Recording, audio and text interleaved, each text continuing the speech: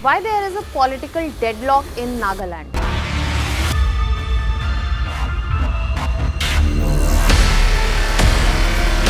What is backward tribes quota? And why 5 backward tribes are asking for the scrapping of 5-decade-old reservation policy?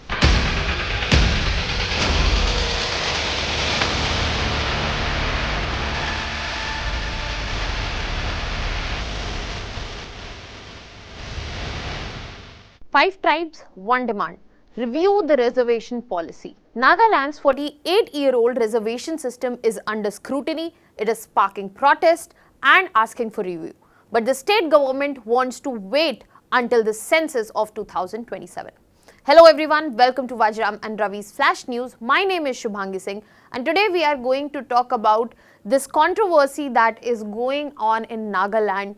What is it and how it matters? So let us understand what exactly is the issue or the debate about. So Nagaland has had a reservation policy in place from last 48 years. So it was brought in 1967 and later in 1977 here we had identification of backward tribes and 80% reservation was given.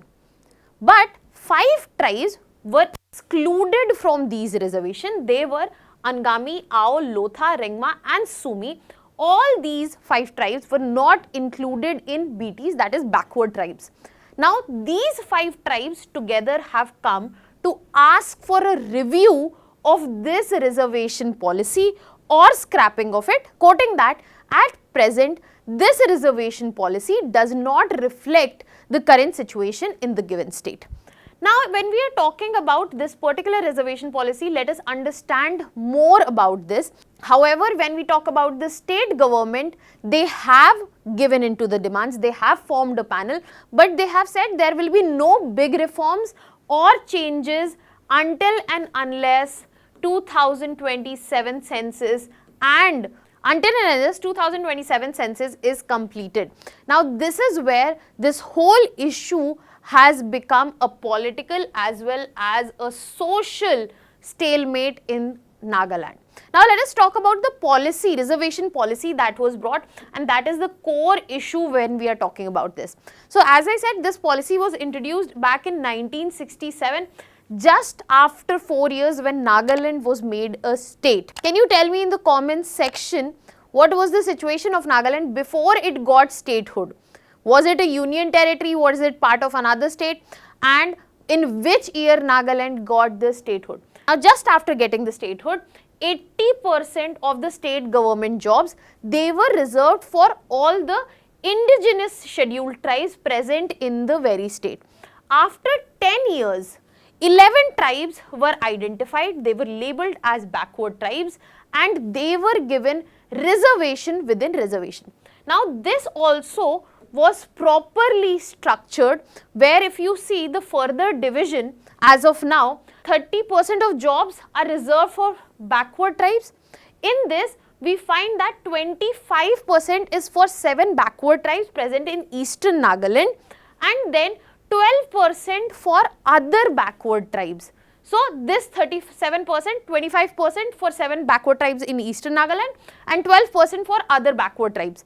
There are 5 non-backward tribes which are asking for the review that we started this conversation from, and they are not part of the backward tribe quota. Now let us move to the issue that is at hand, that why these 5 tribes are demanding a review or scrapping. So when we are talking about CORRP, that is Committee of Reservation Review Policy, that is the committee of the 5 tribes, they basically want either this reservation system should be reviewed or scrapped. Now why they are saying this? Because the 1977 policy does not fit Nagaland's present socio-economic landscape, and they are also claiming that some of the backward tribes, they have already developed well and they are the ones which are eating away the opportunities of non-backward tribes, and that is why non-backward tribes are facing unemployment and other issues. So to bring the balance, this should be reviewed or it should be scrapped. They have also further proposed out of the 80%, 20% which is remaining, they should be reserved and allocated to the non-backward tribes. So that means these 5 tribes should get the reservation for the 20% unreserved part that is remaining. But when we talk about the numbers and data, we get to see that as of now in Nagaland, non-backward tribes hold 64% of jobs, whereas the backward tribes only hold 34%. However, the review committee of the 5 tribes does not believe this and still says there is an imbalance where the backward tribes are eating up and taking away the opportunities of non-backward tribes. And in this situation, the 5 tribes committee has also clearly highlighted that they are not against reservation. They only want the review so that the policy that is made fits the current situation and socio-economic landscape that is present in Nagaland. Now, when we talk about the demand, the government has understood the demand and there are multiple times where government has responded also. So, when we talk about government's response, government has already assured a review commission. There was a commission which was formed in last year and there has been a clear statement that there will be no delimitation or reservation and the final decision, major reforms will happen only after census 2027. There have been 2 committees, August Commission and September Commission. 5 tribe committee has rejected both of these and because of that at present, it is in a stalemate situation where there is no result even after government taking action, government forming panel, but CORRP keeps on rejecting it. But now the real question comes here is that why is this important, why it matters. Now let us understand that. So when we are talking about Nagaland as a state itself, the unity that is present there and the representation, especially of tribes, is very important so that we get to see the social cohesion.